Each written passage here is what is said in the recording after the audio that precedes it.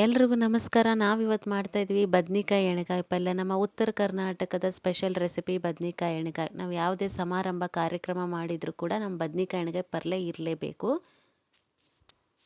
ಹುಣಸೆಹಣ್ಣ ನೆನೆ ಇಡೋಣ. ಇವಾಗ ಒಂದು ಹಂಚಲ್ಲಿ ಶೇಂಗಾ ಕಾಳು, ಮೆಣಸಿನ್ಕಾಯಿ ಹುರ್ಕೊಳ್ಳೋಣ. ಒಣ ಕೊಬ್ಬರಿನ ಹುರ್ಕೊಳ್ಳೋಣ. ಬೆಳ್ಳುಳ್ಳಿ, ಶುಂಠಿ,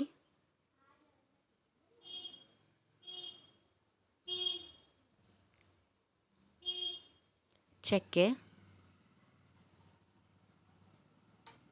ಕೊತ್ತಂಬರಿ ಕಾಳು, ಕರಿ ಎಳ್ಳು, ಜೀರಿಗೆ ಇಷ್ಟನ್ನು ಹುರ್ಕೊಳ್ಳೋಣ. ಇವಾಗ ಉಳ್ಳಾಗಡ್ಡಿ,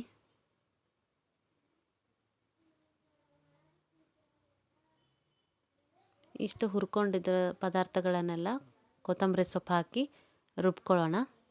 ಈಗ ರುಬ್ಬಿರೋಂಥ ಮಸಾಲ ರೆಡಿಯಾಗಿದೆ. ಒಂದು ಬಾಳಿಗೆಯಲ್ಲಿ ಎಣ್ಣೆ ಹಾಕಿ, ಎಣ್ಣೆ ಕಾದ ನಂತರ ಸಾಸಿವೆ ಜೀರಿಗೆ ಹಾಕ್ಕೊಳ್ಳೋಣ.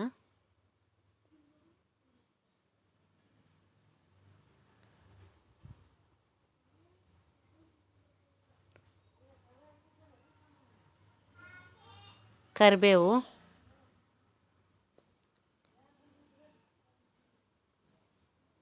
ಉಳ್ಳಾಗಡ್ಡಿ, ಉಪ್ಪು,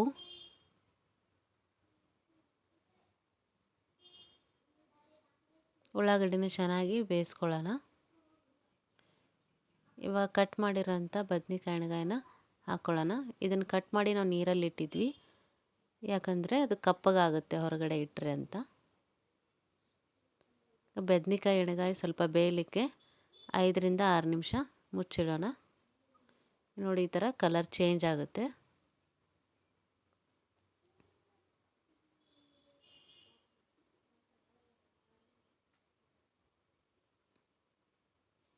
ನೆನೆ ಇಟ್ಟಿರೋಂಥ ಹುಣಸೆಹಣ್ಣಿನ ರಸ ಹಾಕ್ಕೊಳ್ಳೋಣ.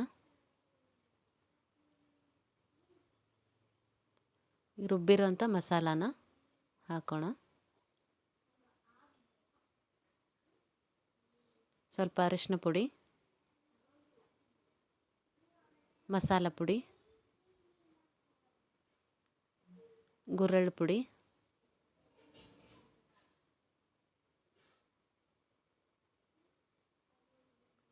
ಬೆಲ್ಲ,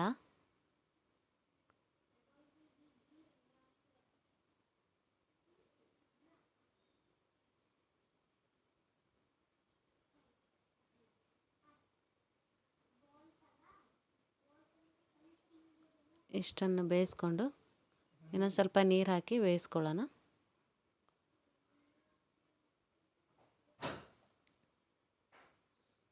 ಕೊನೆಯದಾಗಿ ಕೊತ್ತಂಬರಿ ಸೊಪ್ಪು.